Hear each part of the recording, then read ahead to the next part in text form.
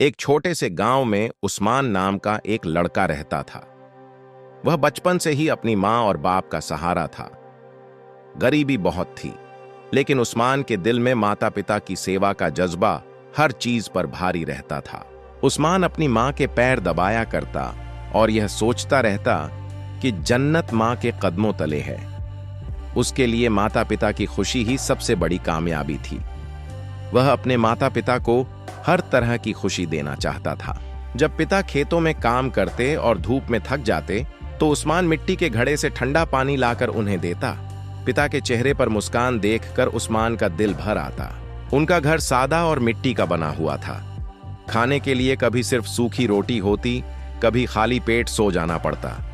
लेकिन उस्मान कहता, गरीबी बड़ी है मगर माँ बाप की मोहब्बत उससे बड़ी है। उस्मान जवान हुआ तो शहर चला गया और मजदूरी करने लगा। बोझ उठाता, बाजार में सख्त मेहनत करता, खुद भूखा रहता मगर माता पिता के लिए कुछ न कुछ लेकर घर आता। कुछ लड़के उस्मान का मजाक उड़ाते, उसकी गरीबी पर हंसते, मगर उस्मान सब्र से जवाब देता, जो माता पिता की सेवा करता है अल्लाह उसे कभी रुसवा नहीं करता।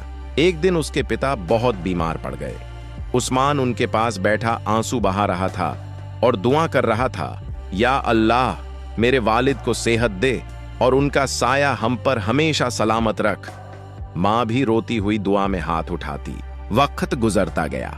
गांव के बुजुर्ग और लोग इकट्ठे हुए और बोले, उस्मान अब बड़ा हो गया है, यह दीनी और नेक बच्चा है, यह हमारे मोहल्ले की मस्जिद का इमाम बनेगा।